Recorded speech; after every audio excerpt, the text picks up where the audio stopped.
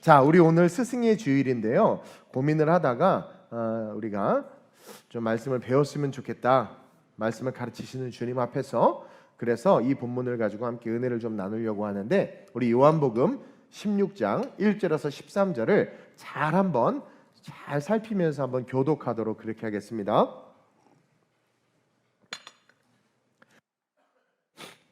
요한복음 16장 1절에서 13절 제가 먼저 봉독합니다. 내가 이것을 너희에게 이름은 너희로 실족하지 않게 하려 함이니 사람들이 너희를 출교할 뿐 아니라 때가 이르면 물은 너희를 죽이는 자가 생각하기를 이것이 하나님을 섬기는 일이라 하리라. 그들이 이런 일을 할 것은 아버지와 나를 알지 못함이라. 오직 너희에게 이 말을 한 것은 너희로 그때를 당하면 내가 너희에게 말한 이것을 기억나게 하려 함이요 처음부터 이 말을 하지 아니한 것은 내가 너희와 함께 있었음이라. 지금 내가 나를 보내신 이에게로 가는데 너희 중에서 나더러 어디로 가는지 묻는 자가 없고 도리어 내가 이 말을 함으로 너희 마음에 근심이 가득하였도다. 그러나 내가 너희에게 실상을 말하노니 내가 떠나가는 것이 너희에게 유익이라. 내가 떠나가지 아니하면 보혜사가 너희에게로 오시지 아니할 것이요 가면 내가 그를 너희에게로 보내리니 그가 와서 죄에 대하여 의에 대하여 심판에 대하여 세상을 책망하시리라. 죄에 대하여라 함은 그들이 나를 믿지 아니하며 의에 대하여라 함은 내가 아버지께로 가니 너희가 다시 나를 보지 못함이요 심판에 대하여라 함은 이 세상 임금이 심판을 받았음이라. 내가 아직도 너희에게 이를 것이 많으나 지금은 너희가 감당하지 못하리라. 함께 그러나 진리의 성령이 오시면 그가 너희를 모든 진리 가운데로 인도하시리니 그가 스스로 말하지 않고 오직 들은 것을 말하며 장래일을 너희에게 알리시리라. 아멘. 이 본문을 가지고 성령의 책망을 통한 깨달음이라는 제목으로 은혜를 나누겠습니다. 매년 이 5월은 가정의 달이다 보니까 어린이 관련, 어버이 관련, 스승 관련 설교들을 쭉 해왔는데 묵상하는 가운데 하나님께서 가장 기뻐하실 예수 그리스도 우리의 스승인데 가장 기뻐하시는 것은 사실 가르치는 자가 가장 기뻐하는 것은 열심히 배우고 배운 것을 삶에 써먹는 거죠. 그래서 참되거라 바르거라 가르쳐 주신 우리 성령님을 통해서 오늘 말씀 아주 중요한 말씀인데 이것을 잘 배워서 스승이신 주님을 좀 기쁘게 해드렸으면 좋겠다라는 생각으로 성령이 하시는 일에 대해서 우리가 배우기를 원합니다. 자, 오늘 본문에 보면 오늘 본문은 성령이 하시는 일에 대해서 우리에게 가르쳐주고 있는 아주 중요한 본문인데 그 내용이 아이러니하게 책망이라는 거예요. 지금 이 책망이라는 것을 통해서 성령이 우리에게 가르쳐주시고 알려주시는 그 내용이 기록되어 있다는 거죠. 그리고 그 의미를 알게 되면 이게 얼마나 큰 의미와 사랑이 있는지를 깨달을 수 있다는 거예요. 자, 8절에 보면 성령님은 세 가지를 책망하신다고 하셨는데 한번 읽어볼까요? 시작. 그가 와서 죄에 대하여 의에 대하여 심판에 대하여 세상을 책망하시리라. 아멘. 죄와 의와 심판 이 세 단어를 기억하면서 말씀을 들어보시기를 바랍니다. 자, 오늘 예수님은요 십자가를 이제 앞에 두고 잠시 후면 십자가에 못 박혀 죽으셔야 되는 거예요. 십자가를 앞에 두고 제자들에게 성령과 성령의 일에 대해서 지금 가르치는 겁니다. 우리의 스승님이시니까. 우리는 그동안 성령님은요 예수님을 증거하고 예수님의 말씀을 기억나게 하며 우리를 위해서 탄식하며 중보하시는 분으로 알고 있어요. 그리고 또 은사와 능력을 주시는 분 그렇게 알고 있는데 성경에서 사복음서에서 예수님이 직접 성령님이 하시는 일에 대해서 설명한 본문이 오늘 이 본문입니다. 그리고 그 본문 속에서 예수님은 성령님이 하신 일의 핵심을 책망이라고 이야기하고 있는 거예요. 자, 1절을 보면 시작. 내가 이것을 너희에게 이름은 너희로 실족하지 않게 하려 함이니. 자, 예수님이 성령에 대해서 책망하시는 이유에 대해서 쭉 설명하는 이유가 뭐냐면 저와 여러분들이 실족, 발을 헛디는 거죠. 넘어지지 않게 하기 위함이라는 거예요. 신앙생활하다가 발을 헛디는 게 뭡니까?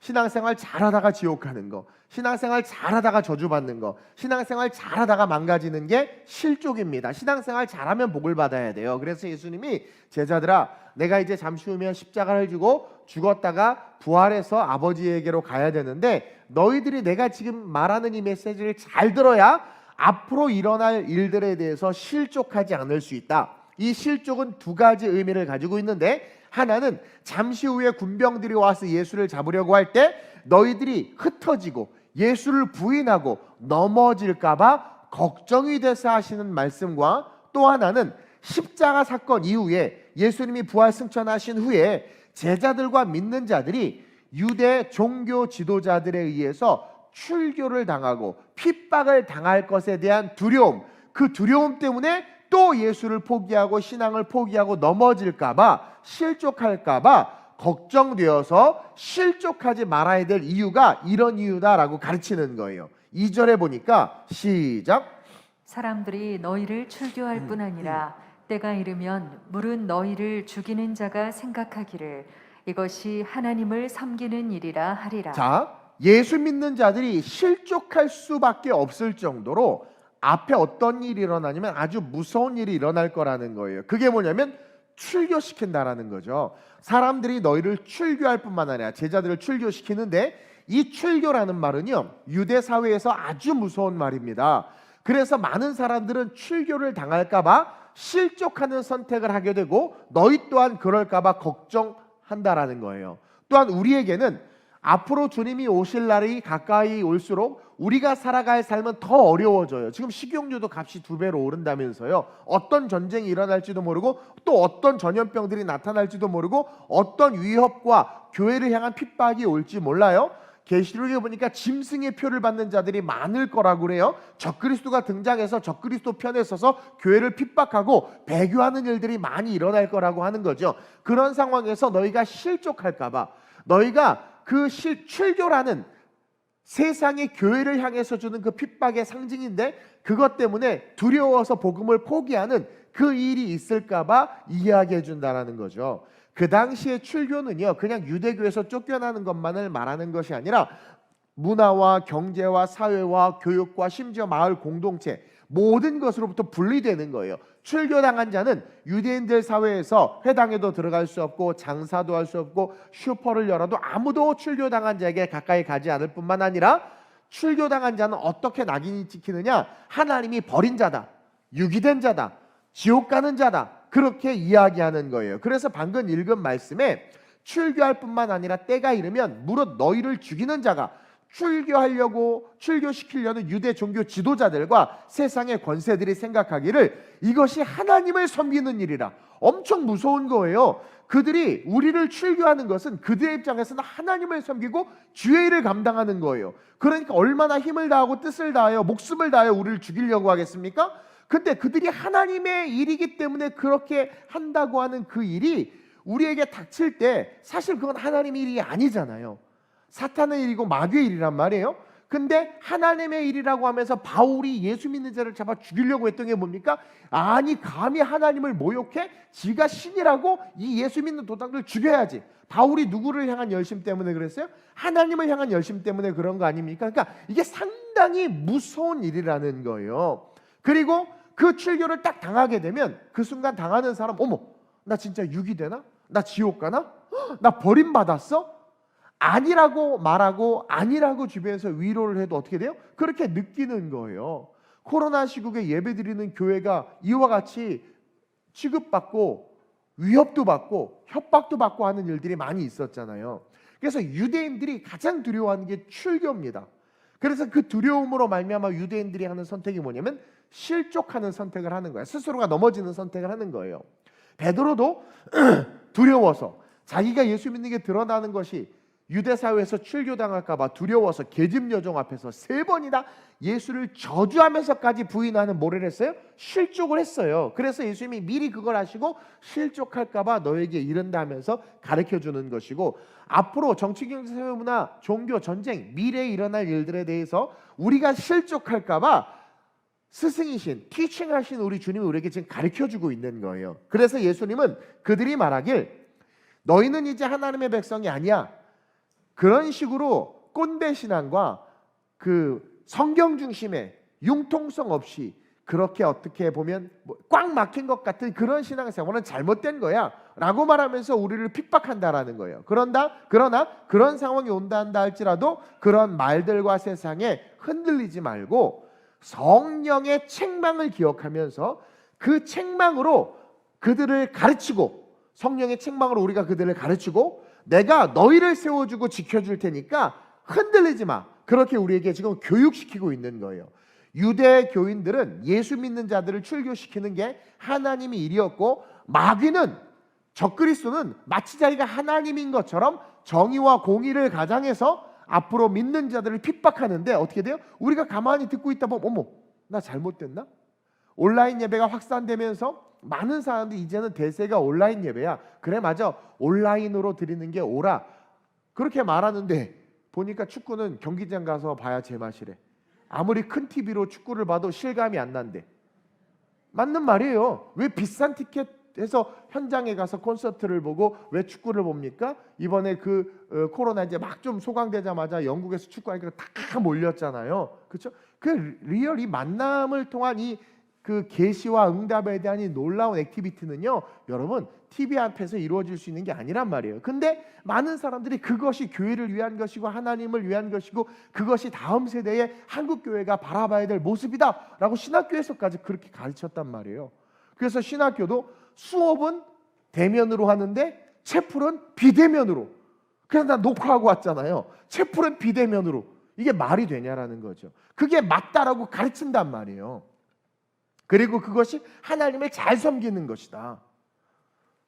이런 세상을 우리가 지금 살아가고 있다는 것을 저와 여러분들이 기억해야 된다는 거예요. 그러니 그들이 하나님을 섬기는 일 때문에 그렇게 한다고 말하는데, 같은 하나님, 그 하나님을 말하면서 그 하나님을 섬기는데 지금 두 가지 삶이 존재하고 있다는 거예요. 하나는 예수를 따르는 하나님을 믿는 삶, 다른 하나는 율법을 따르는, 종교의 기득권을 가진 자들이 말하는 그 사람의 말을 따르는, 하나님의 십계명보다 모세가 어쩔 수 없이 사람들을 통치하고 다스리기 위해서 만든 그런 그 모세의 법, 그 법이 중심이 돼서 그것이 하나님의 뜻이다라고 말하면서 살아가는 삶, 그 두 삶이 공존하고 있다는 거죠.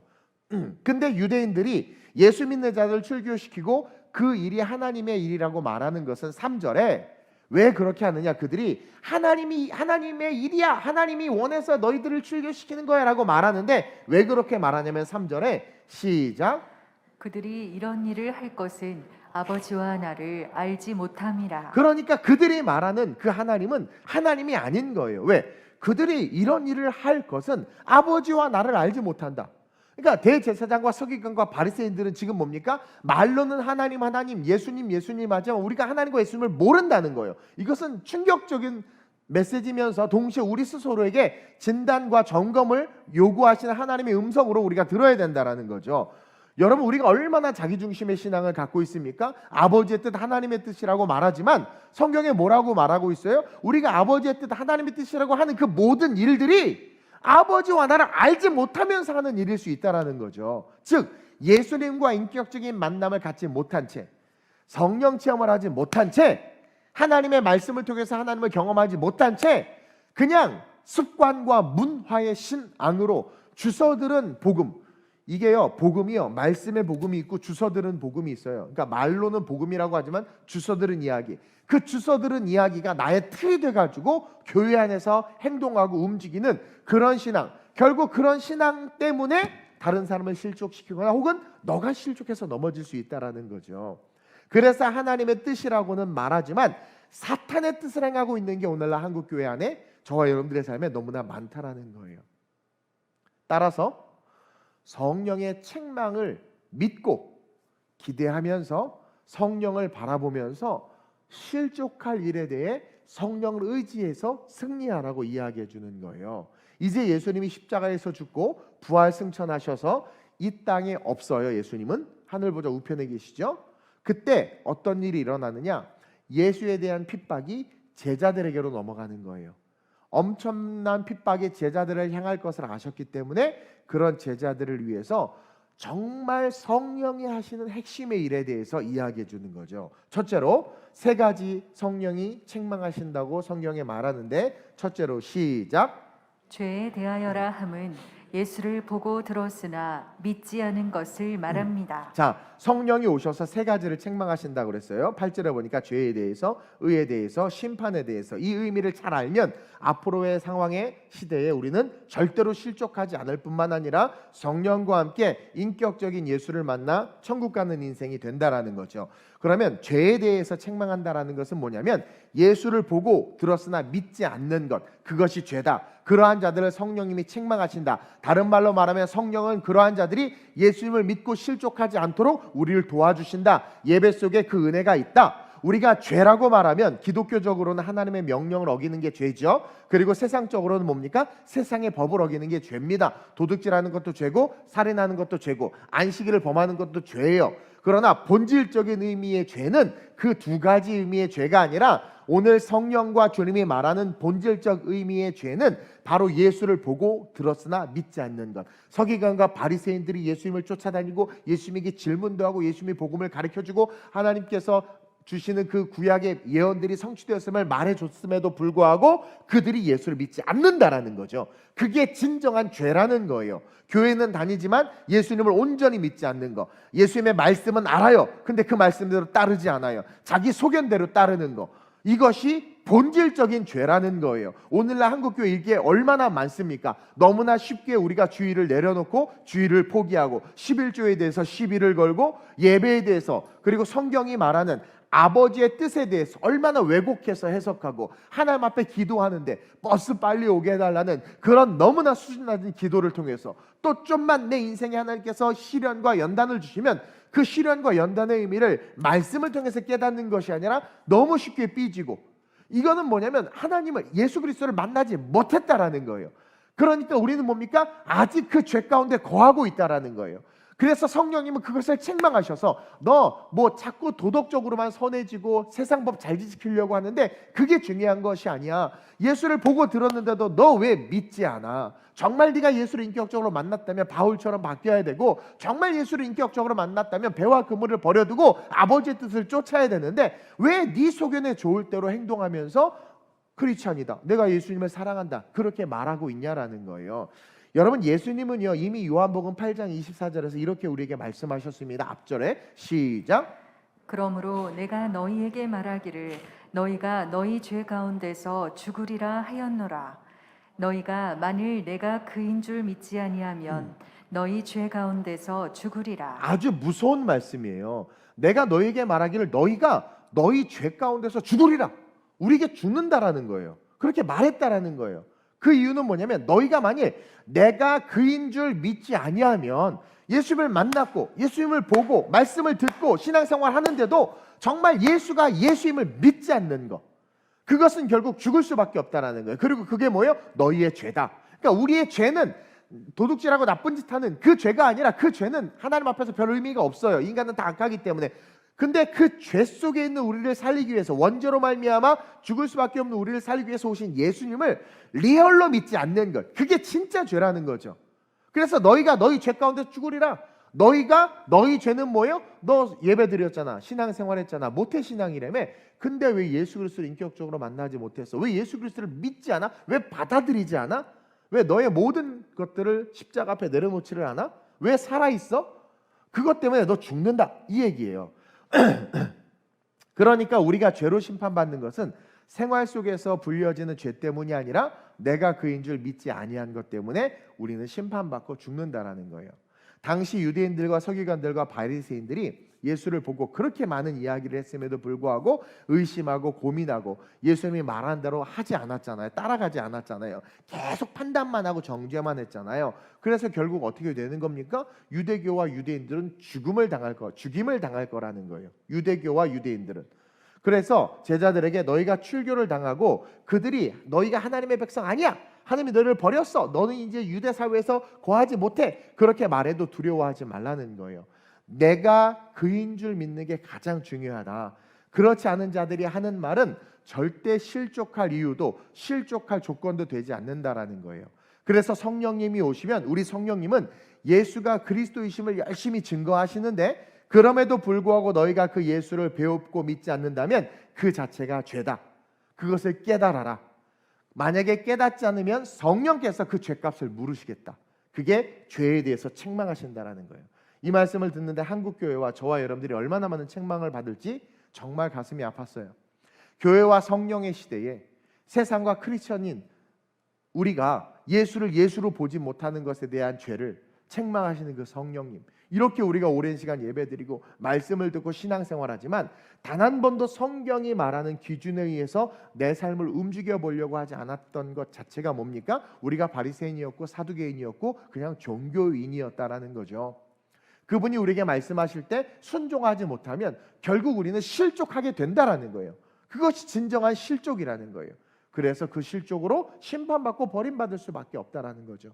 우리는 이 스승의 주일을 맞이해서 점검해 봐야 됩니다. 얼마나 우리가 자유롭게 예배드립니까? 캐톨릭처럼 흰 거 쓰고 막 이렇게 어떤 죄의나 의식에 매여 있는 것이 아니라 되게 자유롭게 예배드릴 수 있도록 하나님께서 은혜를 주셨어요. 그리고 정말 십자가의 은혜가 우리에게 실제라면 우리는 그분이 원하시는, 아니 다른 건 몰라도 그래도 성경에 기록된 것만큼은 지키려고 하고 따르려고 해야 되는데 어떻게든 안 지키기 위해서 이론들을 만들어내는 그 모습, 그게 우리 아니냐라는 거죠. 정말 예수를 믿고 있을까? 혹시 싸구려 복음으로 싸구려 복음이라는 것은 사사시대처럼 자기만의 하나님을 만들어 놓는 거예요. 자기만의 예수님을 만들어 놓고 섬기는 거예요. 괜찮아, 그렇게 해도 돼. 야, 아빠가 하나님보다 더 세. 오늘 예배 가지 말고 놀러 가자. 그런 것들이 어찌 보면 진짜 예수님을 못 만났기 때문에 그런다라는 것을 이 스승의 주일날 깨달아서 예수님을 만나기 위해서 오늘만큼이라도 기도함으로 말미암아 책망받는 것이 아니라 칭찬받는 저와 여러분들이 됐으면 좋겠는 거죠. 한국 교회가 정말 예수 그리스도를 믿고 온전히 따랐다면 머릿수 세가면서 교회 팔고 세습하고 또 세상과 세속적인 것을 교회 안에 들여다 놓고 교회를 장사하는 소굴로 만들어버리고 그러겠냐라는 거예요. 여성교회에서 참기를 팔면서 머리 잡고 싸우는 그런 일들이 어떻게 일어날 수 있냐라는 거죠. 한국교회가 정말 그리스도를 믿고 온전히 따랐다면 교회가 경쟁의 관계가 아니라 동력의 관계여야 되는데 감동을 받아서 교회를 하나 개척했더니 왜 개척했냐고 득달같이 성도들이 피켓 들고 싸우고 대적하는, 그러니까 이게 먹고 사는 수단이 되어버린 거죠. 목사들에게, 성도들에게도 같은 사상이 심겨져서 교회가 그러한 모습으로, 그러니까 아버지께서 원하시는 뜻을 향해서는 단 한 걸음도 내딛지 못하면서 세상의 룰이 교회 안에 들어와서 교회를 지배하는, 마치 2000년 전에 예루살렘 성전과 같이 종교 지도자들의 말이 법이 돼서, 목사의 말이 법이 돼서, 성경이 아니라 인간의 말이 법이 돼서 통치받고 있는 것이 교회는 아닌가. 내가 주인이 돼서, 내가 법이 돼서, 내가 내 안에 계신 성령님과 예수님을 통치하면서 신앙생활하고 있지는 않는가. 이렇게 말을 함에도 찔리지 않고 무슨 의미인지 모르는 우리의 이 죽은 양심과 우리의 죽은 이 신앙이 하나님 보시기 얼마나 안타까울까. 그래서 스승의 주일날 복음의 본질, 내가 진짜 예수를 보고 듣고 만남으로 말미암아 믿고 있는가, 그렇게 살고 있는가. 3년간 예수님을 따라다녔지만 자기 생각으로 쫓아다녔던 제자들처럼 예수님을 아는 거예요. 3년 동안 쫓아다녔지만 이들이 보고 듣고 믿지 않은 거예요.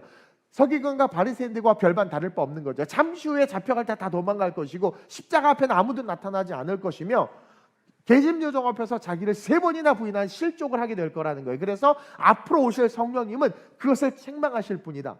너희가 실족한 일을 당하고 세상 사람들을 위협하더라도 절대로 두려워하지 말아라. 하나님이 성령을 통해서 그들을 책망하심과 동시에 너희를 실족하지 않도록 지켜줄 것이다. 따라서 뭡니까? 너는 보고 들은 나를 믿으라는 거예요. 보고 들은 나를 제발 믿으라는 거예요. 그것이 뭡니까? 죄에 대하여 심판하신다라는 거예요. 9절 보세요. 죄에 대하여 함은 그들이 나를 믿지 아니하며. 그래서 이 천국 복음이 모든 민족에게 증언되기 위하여 증거되는데 에스토닉 한 종족까지도 다 증거돼서 누구도 주님 앞에 섰을 때 저 예수님에 대해서 들어본 적 없는데요 라는 말을 못하도록 보고 듣게 하신 후에 이 땅에 끝이 온다라고 성경이 기록하고 있는 거예요. 그래서 보고 들었는데도 반응하지 않은 그것을 죄라고 우리 주님이 오늘 분명하게 기록해 놓으셨기 때문에 그런 거죠. 그러면서 우리는 이 스승의 주일에 주님 앞에서 우리가 진정한 제자인지를 점검해야 된다라는 거예요. 그러면서 둘째로 시작, 의에 대하여라 함은 예수의 무죄를 말하는 것입니다. 오늘 10절에 보면 의에 대하여라 함은 내가 아버지께로 가니 너희가 다시 나를 보지 못함이다. 이 말씀은 무슨 뜻이냐면, 해석하면 성령님은 이 땅에 오셔서 세상의 의가 잘못되었다는 것을 가르쳐 주시는 분이라는 거예요. 세상의 정치와 세상의 경제와 세상의 문화가 잘못됐다라는 것을 누가 가르쳐 주신다? 성령님이 가르쳐 주신다. 그래서 성령의 충만을 받으면 정치에서 뭐가 잘못됐는지, 문화에서 뭐가 잘못됐는지, 미디어에서 뭐가 잘못됐는지, 메타버스에 뭐가 문제가 있는지, 그리고 유튜브와 우리 마지막 네 번째 날 하겠지만 지금 이 미디어 시대 속에서 뭐가 잘못됐고 어떻게 해야 되는지를 사실 성령 충만한 자들은 알아요. 성령은 세상에서 옳다 말하는 것이 왜 옳지 않은지, 그것이 잘못된 의라는 것을 가르쳐 주시고 그것을 깨달음으로 말미암아 우리가 그리스도의 의를 따를 수 있도록 도와주신다라는 거예요. 여러분, 예수님이 왜 십자가에 달려 죽으셨습니까? 자기가 신이다, 하나님이다라고 말했기 때문에 참남하다라는 거예요. 또 율법을 어겼다는 거죠. 안식일날 아무것도 하면 안 되는데 그 안식일법을 어겼다는 거예요. 모세의 율법을 어겼다라는 거예요. 그러면서 세상의 의로 예수님이 지금 심판받은 거예요. 세상이 옳다는 것을 예수님이 지키지 않고 이것이 세상의 의인데 너 왜 이 의를 따르지 않아? 그래서 심판받아 죽여버렸다라는 거예요. 여러분, 지금 한국교회가 세상 사람들에게 뭘로 평가받고 있어요? 뭘로 한국교회가 좋다 나쁘다가 진단되고 있습니까? 한국교회가 사회적인 사회활동을 많이 하면 좋은 교회라고 칭찬받고 있어요.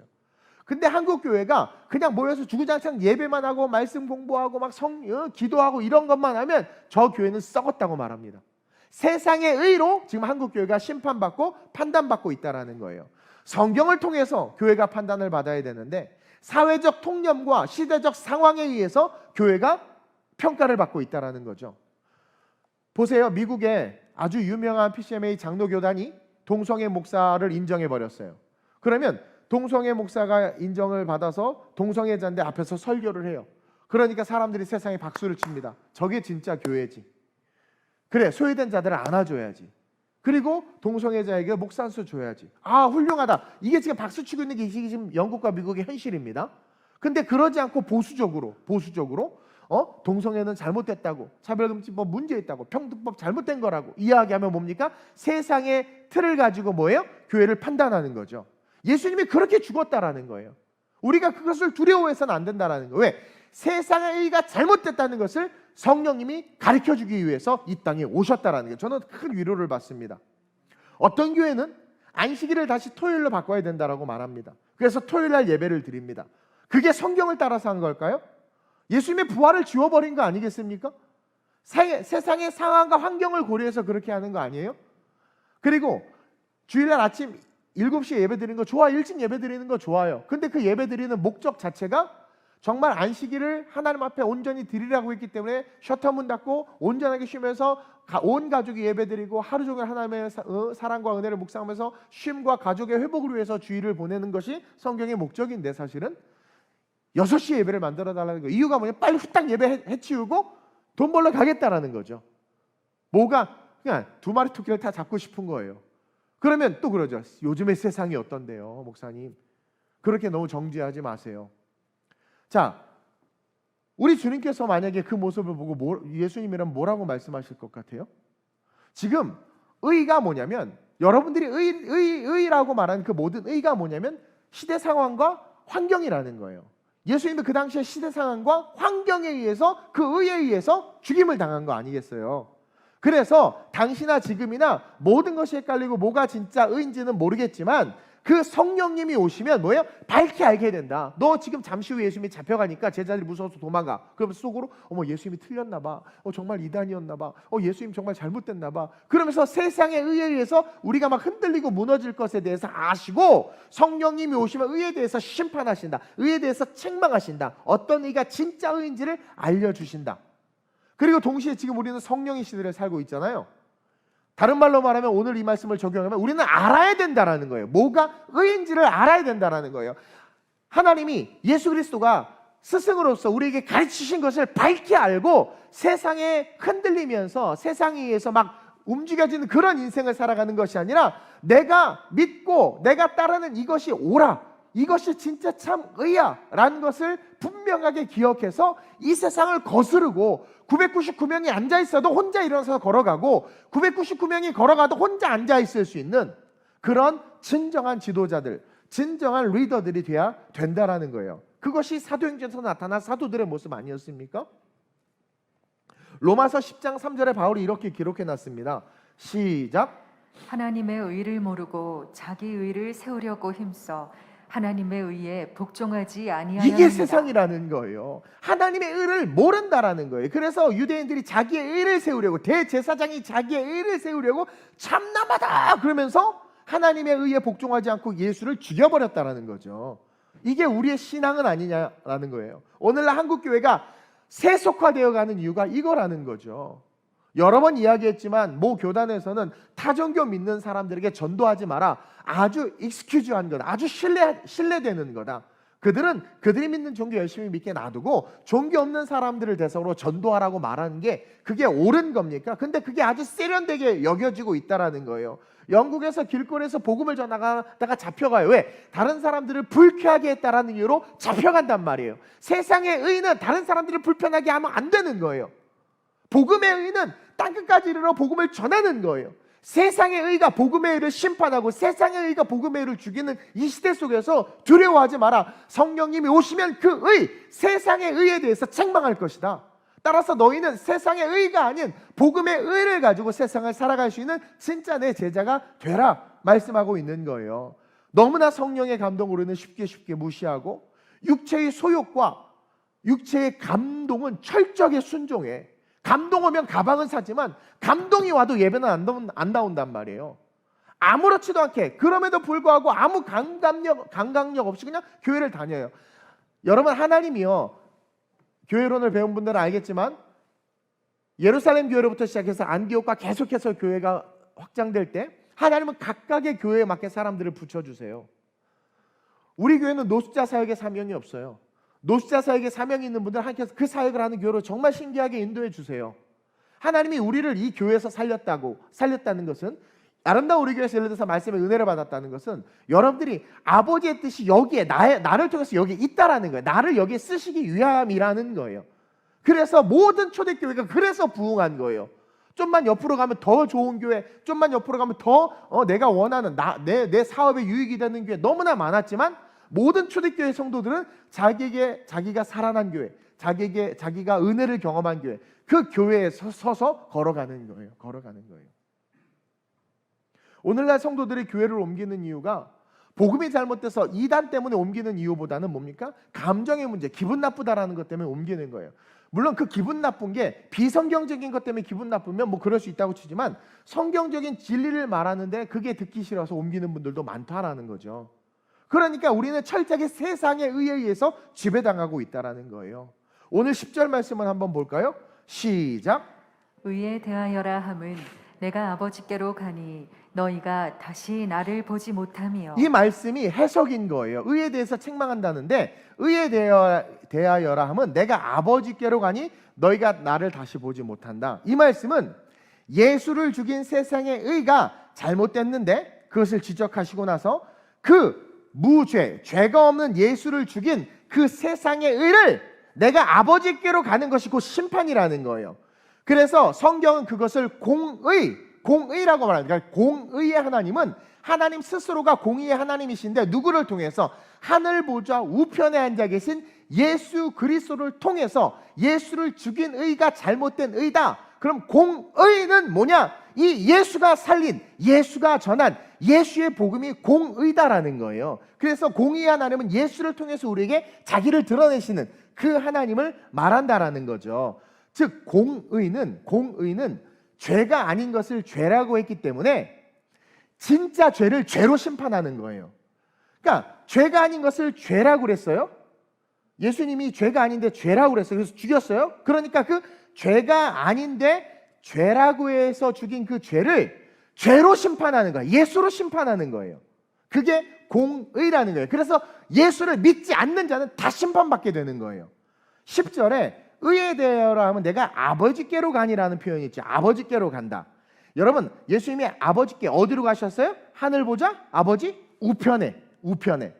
여러분, 예수 그리스도가 우편에 앉으셨다는 것은 하나님의 완전한 의다. 예수님이 하나님의 완전한 의다라는 거예요. 이 오른편, 우편의 의미가 있기 때문에 히브리서 12장 2절에 시작.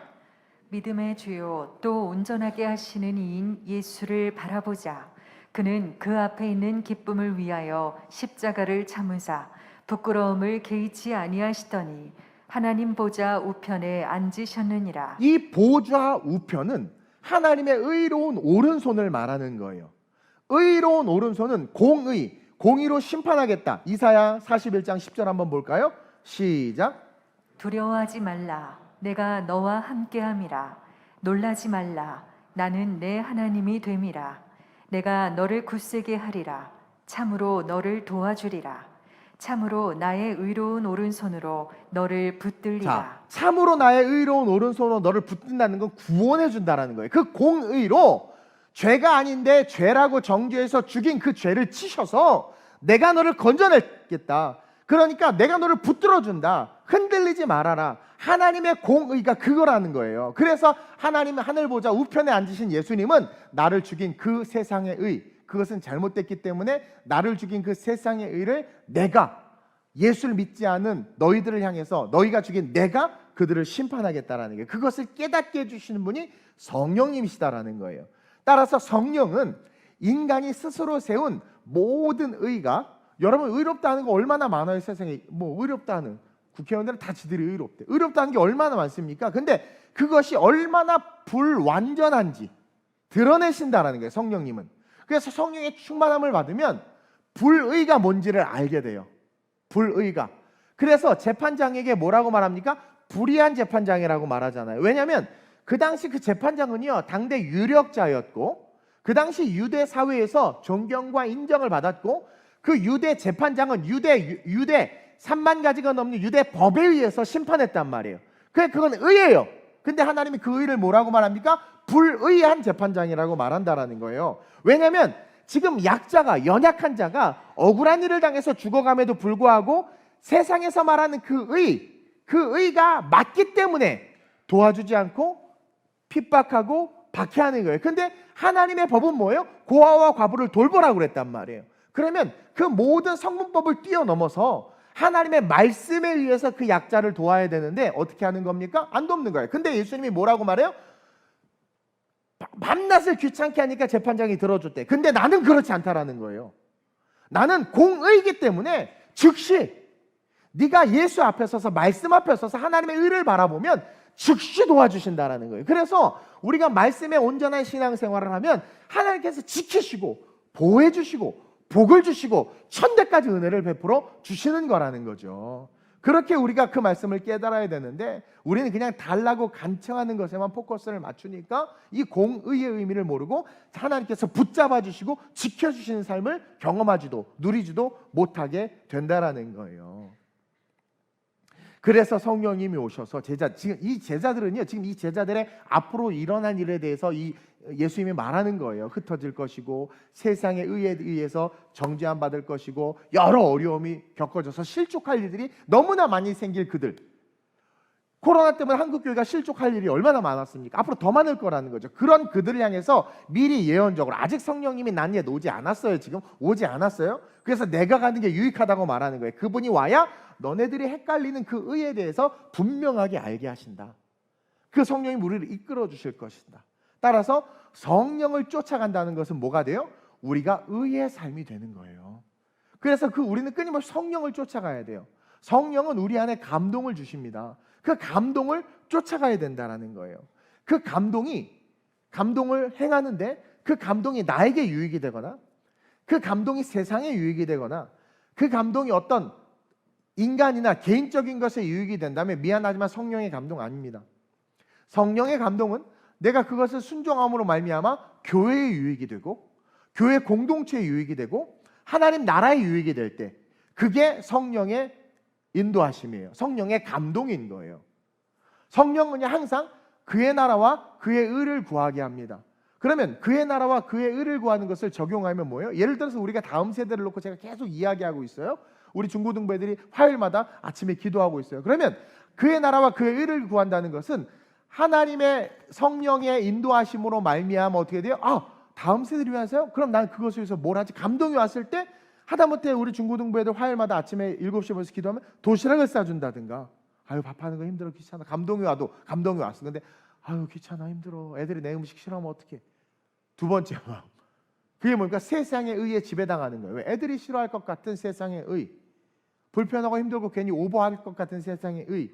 성령의 의. 성령은 뭐예요? 공의를 쫓아가게 하죠. 아버지의 뜻을 쫓아가게 하는. 그렇게 해서 아이들이 행복하고 다음 세대를 위해서 작지만 내가 뭔가를 심는 거죠. 그렇게 해서 성령은 하나님의 나라와 하나님의 의를 구할 수 있도록 우리를 도와주시는 분이다.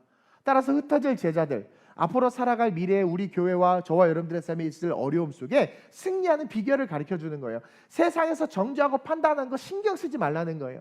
세상의 의가 너희를 죽인다는 해서 신경 쓰지 말라는 거예요. 왜? 공의는 시퍼렇게 살아있고 공의, 하나님의 의, 세상에서 정죄받은 그 모든 것들을 하나님께서 정죄하실 거라는 거죠. 따라서 다윗이 1000만이 둘러쳐도 두렵지 않고 다윗이 어떤 자기가 해를 당해도 그것에 대해 일빌시하지 않은 게 뭐예요? 하나님이 갚아주실 것을 믿은 거예요. 공의의 하나님을 믿은 거죠. 만약에 우리가 이 신앙이 있으면 세상이 뭐라 한들 흔들리지 않고 우리는 우리가 걸어갈 길을 걸어갈 수 있는 진짜 멋진 군사요, 정말 멋진 제자들이 될 수 있을 것이고, 사도행전을 보니까 사도들이 그러네. 사도들이 거침없이 가고 생명의 위협이 오고 감옥에 갇히고 막 그래도 거침없이 가고, 여기서 전도하다가 막 사람들이 잡아 죽이려고 해서 도망갔어. 그럼 도망가면 숨어 있어야 되죠. 거기서 또 전도를 하네. 거기서 또 전도를 하네. 이게 뭐예요? 성령의 인도함을 따라가는 거예요. 그랬더니 그 당시에 예수님이 실족할까 봐 걱정했는데 실족했어요, 얘네들이? 오히려 실족하게 하려고 했던 그들이 다 실족했지. 이들의 생명을 아무도 해하지 못했어요. 물론 결국 순교했죠. 근데 그 순교가 여러분 우리가 진 걸까요? 아니요. 여러분 순교는 정말 순백의 복음입니다. 아무나 할 수 있는 게 순교가 아니에요. 그것은 하나님이 그들의 의가 옳다는 것을 보여준 거예요. 그래서 저와 여러분들이 이 스승의 주일 쓸데없이 그런 게 아니라 하나님 앞에서 내가 죄에 대해서 책망하신다고? 나 진짜 예수님 만났나? 의에 대해서 책망하신다고? 내 기준은 세상의 의는 아닌가? 아니 목사님 자꾸 교육에 너무 미치지 말라고 하는데, 그럼 내가 교육에 미치지 말라고 그랬지 영어 유치원 보내지 말라고 그랬어요? 왜 괜히 영어 유치원 안 보내놓고 나한테 나중에 궁시렁대? 그게 아니잖아요. 세상의 교육에 미치는 것이 아니라 하나님에 의해서 우리 아이들을 어떻게 키워야 될지 성령 인도함을 따라 가라는 거예요. 그래서 좀 쑥스럽지만 남편하고 가족들 앉혀놓고 정쑥스러운 마스크를 눈에다 쓰고 자 우리 가족 예배 드려봅시다 하면서 꽁처럼 뭔가 내 아이에게 정말 이 아이가 공의 하나님에 의해서 인도함을 받을 수 있도록 부모인 내가 신앙에 먼저 좀 본이 되자. 그래서 아침에 애가 먼저 일어나서 아빠 엄마 교회 가자 하는 게 아니라 아빠가 먼저 벌떡 일어나서 오늘 예배 드리고 저녁에 맛있는 거 먹자 그러면서 동기부여를 해서 내가 성령에 의해서 아이들이 세상을 이기고 어둠을 이기고 진화론을 이기고 지금 동성애와 차별금지법과 성평등을 이기고 정말 옳고 그름에 대해서 분명하게 옳은 건 옳고 그른 그르다라고 말할 수 있는 진짜 리더가 될 수 있도록 내가 키워야 되는 거 아니겠어요? 그런 것을 뜻하는 거죠. 예수님이 우리들을 그렇게 키우고 싶은 거예요. 그래서 세상의 의에 주눅들지 마라. 세상의 의가 너희들을 뭐라고 판단하든 신경 쓰지 마라. 너희는 내 제자, 내 사랑하는 자다. 내가 너를 나의 의로운 오른손으로 붙잡아 주겠다. 그래서 우리는 성령을 쫓아가야 된다는 거예요. 10절에 보니까 의에 대하여라 하면 내가 아버지께로 가니 너희가 다시 나를 보지 못하며, 이게 뭐냐면 성령께서, 그러니까 예수님은 못 보지, 예수님이 없지, 그것이 유익이다. 두려워하지 마라. 이제 성령이 너희를 지키신다. 그거예요. 그러면서 마지막으로 심판에 대하여라 함은 시작. 예수님이 죽으시고 부활하심으로 말미암아 세상의 임금이 심판을 받은 것을 증거하신다는 것입니다. 저는 이제 장로교 합동 측에서 쭉 자라가지고 조영기 목사님에 대해서 잘은 몰라요. 근데 설교를 이렇게 좀 듣고 하면서 은혜를 많이 받고 책도 읽으면서 은혜를 많이 받았는데, 그분이 하신 예화 중에 그 예화가 되게 실제가 됐던 적이 있어요. 그분은 마음이 이렇게 좀 쫄리셔가지고 축구 경기를 라이브로 못 보신대.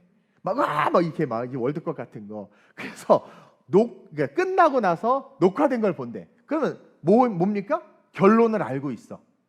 그렇죠? 아, 한국이 이겼다 졌다 결론은 알고 있어. 진 경기는 뭐 별로 안 보겠지. 그래서 이긴 경기를 봐도 막 아슬아슬한 장면이 나면 막 이런다는 거야. 결론은 이겼는데.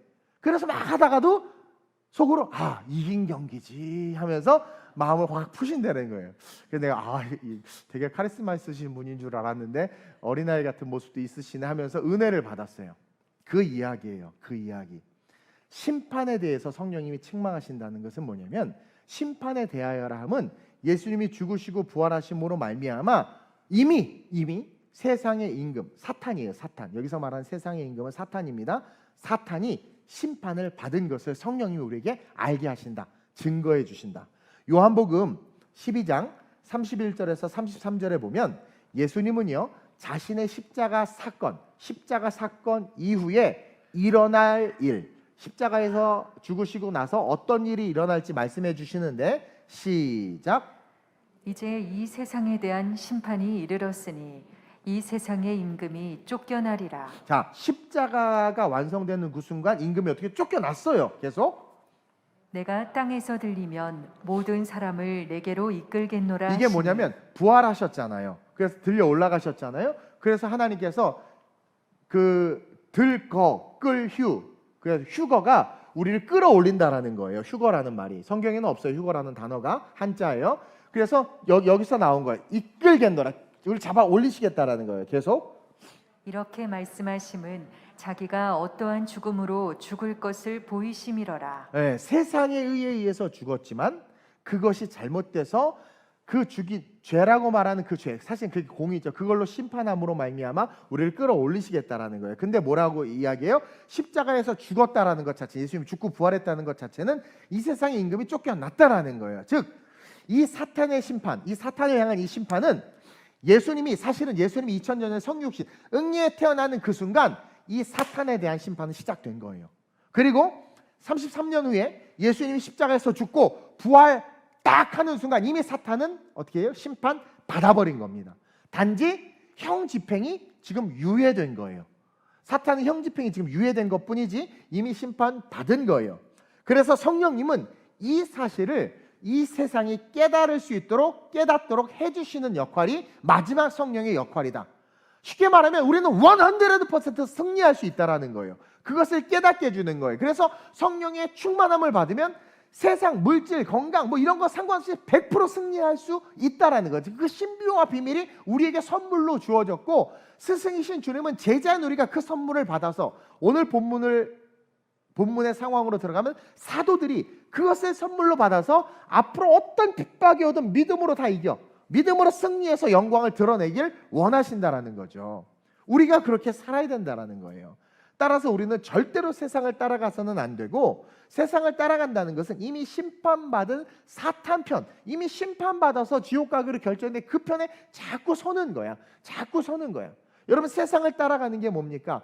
세상이 추구하는 것을 쫓아가는 거예요. 간혹가다 세상이 추구하는 것과 성경이 추구하는 게 같은 게 있을 수도 있어요. 예를 들어서 복지적인 측면이 그럴 수도 있죠. 그럴 땐 열심히 쫓아가야 돼, 그거는. 그러나 어느 순간 갈래길이 나올 때 세상이 옳다 말하는 이 길과 성령께서 우리를 이끄시는 이 길 가운데 우리는 선택을 해야 되는 거예요. 어디를 가야 돼? 성령이 이끄시는 길을 걸어가야 돼요. 그것이 어떤 길입니까? 심판을 면하는 길이요, 우리가 영원히 사는 길이라는 거예요. 그래서 성령님은 그때그때마다 내비게이션이 돼서 우리가 하나님 편에 설 수 있도록 이끌어 주신다. 하나님 편에 설 수 있도록.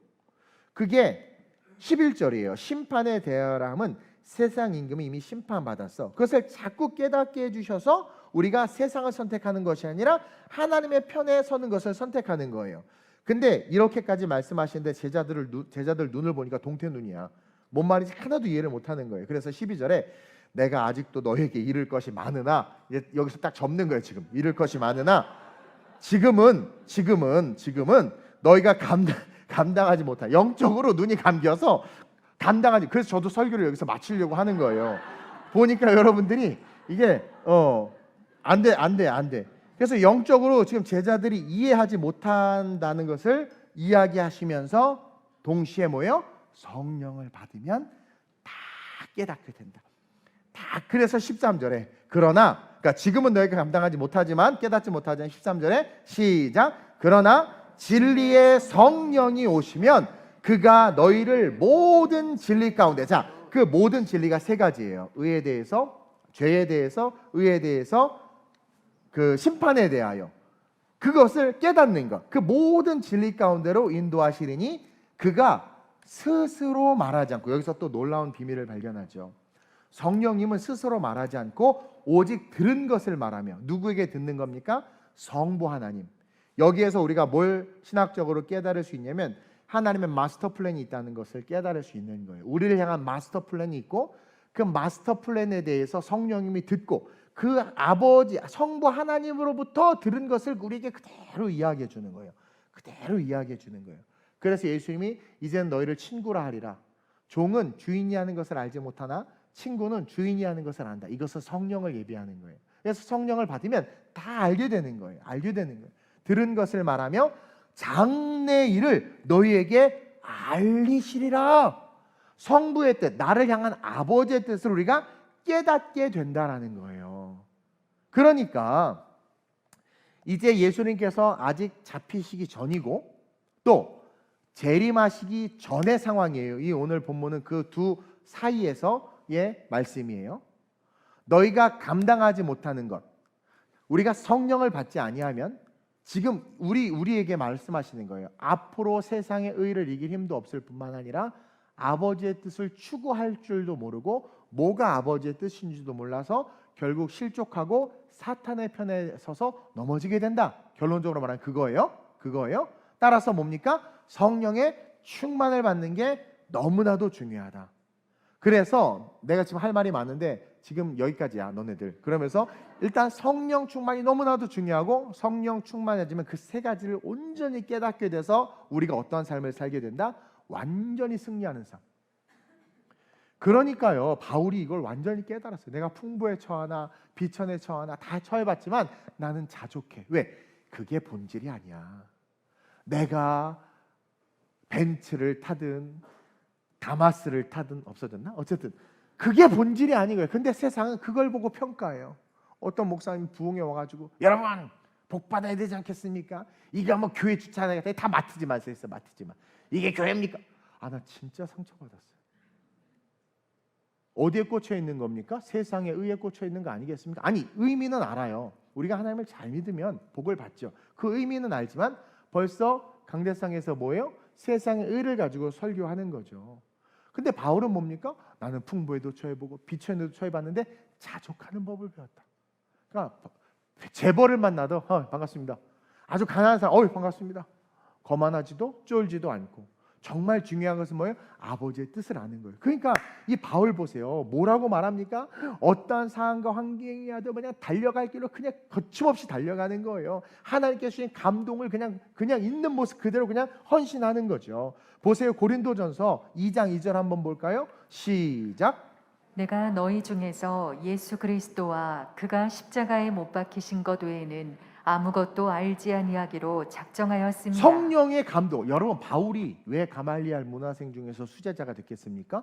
그리고 왜 바울이 많은 그런 유대 종교 지도자들의 사관 생도들이죠. 이 사관 생도들은 가만히 있는데 지 혼자 유별나게 내가 나에게 007 살인면허 주십시오. 빠밤 빰빰빰 받아가지고 어떻게 내가 예수 믿는 다 잡아주기. 왜 그 열심이 있었겠습니까? 성공하고 싶었죠. 잘 나가고 싶었죠. 벌써 마스터 플랜이 딱 있어요. 내가 제2의 가말리엘이 되리라. 벌써 그 세상 욕심과 그 충만했던, 그러니까 열심을 내죠. 노래 잘하는 사람, 열심히 하는 사람, 성공하고 싶은 꿈이 있는 거예요. 공부하는 사람, 열심히 해서 그 그림이 있는 거예요. 근데 그런 바울이 지금 뭐라고 말합니까?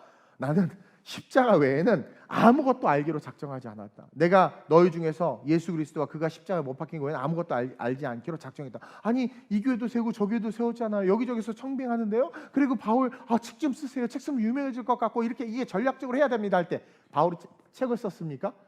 근데 그냥 사랑하는 성도들에게 편지를 썼을 뿐이 그게 세상에 책이 됐어. 그것도 어떤 책? 성경이 됐어. 이랬으면 좋겠어요. 얼마나 은혜입니까? 그러니까 의에 대하여, 유대교와 세상의 의에 대하여 그것이 잘못된 것을 바울이 너무나도 알았기 때문에 십자가에 달린 예수만을 붙잡은 거죠. 이게 우리가 돼야 돼. 이게 진짜 제자라는 거예요. 심판받은 사탄에 묶여있는 자들을 이제는 건져내야 되겠다는 뜨거운 열망이 올라오는 거죠. 그러니까 이 이야기를 들은 제자들은 당연히 마태복음 마지막 예수님께서 승천하시며 하신 말씀이 심장이 꽂히고 사도행전에서 또 심장이 꽂히면서 어떻게 돼요? 사도행전에 보면 막 달려나가죠. 이게 진짜 크리스찬이라니까요. 이게 진짜 크리스찬이라는 거예요. 사도행전 20장 24절 보세요. 시작. 내가 달려갈 길과 주 예수께 받은 사명 곧 하나님의 은혜의 복음을 증언하는 일을 마치려 하면은 나의 생명조차 조금도 귀한 것으로 여기지 아니하노라. 이게 진짜 정상적인 크리스찬이에요. 물론 가정생활하고 아이 키우고 양육하는데 그 모든 것이 뭡니까? 은혜의 복음을 증언하는 일을, 그 목적을 향해서 달려가야 돼요. 그러니까 내 자식의 신앙교육이 너무 중요한 거예요. 수련회 싸잡아서 학원은 차로 라이드 해주면서 수련회 네가 알아서 가라 막 그러고, 학원비는 내주면서 수련회 회비 내야 되는데 네가 알바해서 가 임마 막 그러고, 그게 어떻게 신앙의 부모입니까? 세상의 의를 위해서는 그렇게 열심을 내는데, 바울은요 단지 전도의 차원이 아니라 삶의 모든 영역에서 우리가 하나님의 의를 위해서 달려나가야 돼요. 바울이요 성령을 받았기 때문에 그런 건데, 성령 받으니까 어떻게 된다고 성경에 기록하고 있어요? 바울이 성령을 받은 것이 그대로 그 바울의 삶에 증언됐죠. 사도행전 1장 8절 너무나 잘 아는데 시작. 오직 성령이 너희에게 임하시면 너희가 권능을 받고 예루살렘과 온 유대와 사마리아와 땅끝까지 이르러 내 증인이 되리라. 바울이 하시니라. 성령 받았죠? 받으니까 누가 시켰나? 아니, 성령을 받으니까 그냥 사마리아와 땅끝까지 지가 막 달려가잖아요. 이것은요 우리 아이들에게 하나님의 꿈을 심어주잖아요. 업스트림으로 가라고 하지 않아도 업스트림으로 가고요, 지도자가 되라고 하지 말아도 지도자가 돼요. 제가 하나님을 딱 만나니까 그렇게 되더라고요. 여러분 진짜 하나님을 만나면 하나님이 우리를 높이십니다. 아니, 높아질 수밖에 없습니다. 하나님의 은혜를 여러분 받았을 때 어때요? 막 뭔가 이렇게 하고 싶고 막 감동이 오죠. 그게 높아지는 거예요. 몸무게가 어떠하든 뜬다니까요. 그러니까 바울이 진짜 제자였고, 예수님 보시기에 바울이 얼마나 예뻤겠어요. 이 스승의 주일 우리가 주님 앞에 뭐 헌금 드리고 뭐 이런다고 기뻐하시겠습니까? 금을 드려보세요. 천국의 아스팔트가 금이잖아요. 그거 막 자꾸 걸고 갔더니, 야 너는 왜 아스팔트를 걸고 왔냐? 그게 중요하지 않단 말이에요. 하나님 앞에 뭘 드리는데 하나님께 기뻐하시겠습니까? 스승의 주일날 우리가 한번 결심해 보자는 거예요. 바울이 성령 받으니까 진짜 모든 것을, 만약에 바울이 결혼해서 애를 낳잖아요, 그 아이를 어떻게 키웠겠습니까? 자기보다 더 훌륭한 하나님의 영광의 자녀를 키우지 않았겠습니까? 바울이요 베드로를 뛰어넘는 교계의 지도자가 됐죠. 그 자녀 교계의 지도자가 됐을 거라는 거예요. 왜 MK, PK들이 문제가 생깁니까? 우리가 하나님의 일을 추구하지 않으면서 목회를 하니까 자녀 양육에서 실패하는 거예요. 목사님들도. 참 스승이신 주님을 섬기고 있는데 우리가 너무나 부족함을 고백해요. 우리가 진정한 제자가 되지 못하면 그날에 깨어있으라고 그랬죠. 그날 마지막 때에 마태복음 7장 22절 23절과 같이 되는 거예요. 이게 슬픈 일입니다. 제가 지금 설교 원고가 너무 많은, 지금 한 7페이지를 뛰어넘었거든요. 기회가 나면 나중에 이야기하도록 하겠는데, 여러분 표정을 보니까 지금은 너희가 감당하지 못하리라 이게 돼가지고 내가 지금 확 뛰어넘었는데, 마태복음 7장 22절 23절 봅니다. 시작. 그날에 많은 사람이 나더러 이르되 주여 주여 우리가 주의 이름으로 선지자 노릇하며 주의 이름으로 귀신을 쫓아내며 주의 이름으로 많은 권능을 행하지 아니하였나이까 하리니, 그때 내가 그들에게 밝히 말하되 내가 너희를 도무지 알지 못하니. 이제 불법하면 알겠죠. 세상의 의를 가지고 교회를 한 거예요.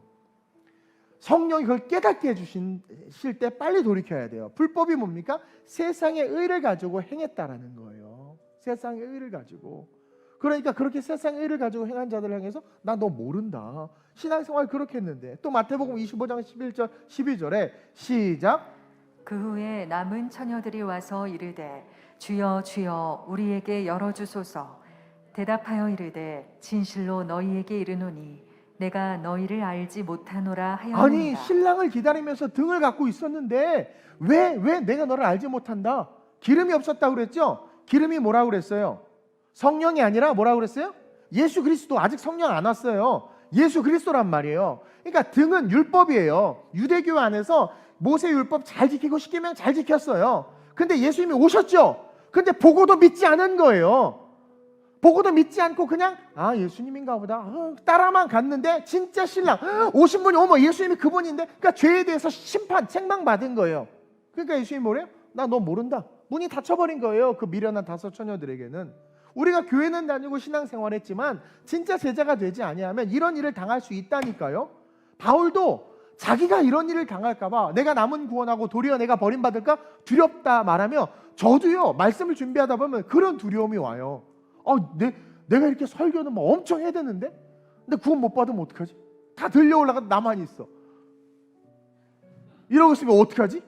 이거 충격이라는 거예요. 여러분, 그리스도인들은요 인격이 아름다워야 돼요. 언어도 부드러워야 돼요. 삶의 배품과 섬김도 있어야 돼요. 근데 그것은 본질이 아니라는 거예요. 거기에 초점을 두니까 자꾸 세상의 의를 가지고 신앙생활하게 되는 거예요. 개떡 같은 성격과 품행이 불량할지라도 우리의 분명한 관점의 시작은 내가 예수를 그리스도로 보느냐, 그리고 하나님의 의, 공의의 하나님 성령께서 이끄시는 그 따라가느냐, 사탄이 심판받은 것을 알았기 때문에 세상 편에 서는 것이 아니라 하나님의 편에 서느냐. 그러면서 가다 보면 부차적으로 나타나는 현상이 인격이 아름다워지고 언어가 정리가 되고 외모가 단장이 되면서 삶이 풍요로워지는 거예요. 근데 우리는 거꾸로 하고 있는 거죠. 거꾸로 하는 거죠. 세상에 신라면 사러 갔는데 진라면에 하나가 더 붙어있네? 그러니까 진라면 사들고 오는 것과 똑같은 거죠. 따라서 13절과 같이 그러나 진리의 성령이 오시면 그가 너희를 모든 진리 가운데로 인도하시리니 뭘 깨닫습니까? 스승의 주일날 나 성령 받아야 되겠다. 성령 받아야 되겠다. 그렇게 원하시는 그 성령. 그가 스스로 말하지 않고 오직 들은 것을 말하면 성령의 인도함을 받으면 마스터 플랜, 성부 하나님의 뜻대로 되는구나. 장래를 알리시리라. 내가 엄마 장년, 아빠 장년, 엄마 실수로 태어난 존재가 아니라 하나님의 계획하심 속에 모태에서 생성되기 전에, 나는 눈, 코, 입이 만들어지기 전에 내가 태어났구나. 엄마 아빠에게 학대받은 아이도 이 말씀을 깨닫는 순간 엄마 아빠 필요 없어요. 불우한 가정에서 태어났어도 이 말씀을 딱 깨닫는 순간 내가 하나님의 계획과 목적 속에 태어났구나. 그리고 기도하면 알려주세요. 그러면 그레이트한 꿈을 꾸는 거예요. 내 안에 잠들었던 자이언트가 깨어나는 거예요. 너는 결코 작지 않도다. 그 말씀이 실제가 되는 거예요. 따라서 우리 성령 받아야 돼요. 그리고 성령의 인도함을 받아야 돼요. 성령을 받았는데 인도함을 안 받아. 그것도 죄지요.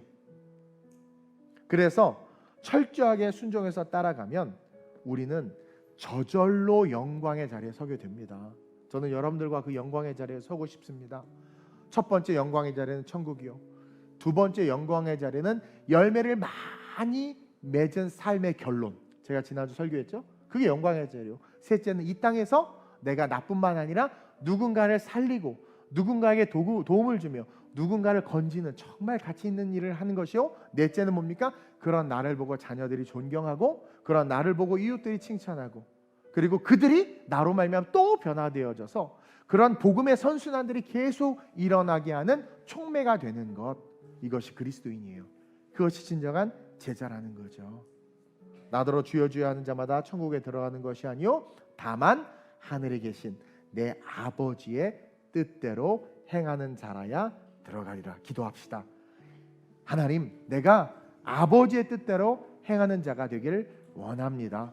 오늘 스승의 주일을 맞이해서 모든 기름기 쫙 빼고 오늘 예수님께서 제자들을 향해서 정말 마음 다하여 가르쳐 주신 이 진리의 말씀을 오늘 들었사오니 죄에 대해서, 의에 대해서, 심판에 대해서 책망하시겠다고 하신 이 말씀의 뜻을 깨달았사오니 주님, 내가 예수 다시 만나게 하소서. 안 만났는데 만난 척 믿는 가짜 신앙, 거짓 신앙 버리게 하여 주옵소서. 세상의 의를 따라가는 내 삶을 하나님 정리시켜 주셔서 공의, 하나님의 의를 쫓아가게 하여 주옵소서. 심판받은 사탄 편에 서서 같이 심판받고, 그래서 주님이 나 너 모른다 하는 인생이 아니라 밖에 버려져 우는 인생이 아니라 성령의 인도함을 쫓아가서 하나님 편에서는 내가 될 수 있게 해달라고. 지금은 깨달을 수 없지만, 다 깨달을 수 없지만 성령 받으면 알 수 있다고 했사오니 성령의 충만을 달라고 이 시간 간절하게 주님을 3번 부르고 스승이신 주님 앞에 천제자로 일어날 수 있게 해달라고 주님을 3번 합심으로 전심으로 기도합니다. 주여, 주여, 주여. 좋으신 아버지 하나님, 오늘 스승의 주일을 맞이해서 주님께서 마음 다하여 가르치신 귀한 말씀을 나누었습니다.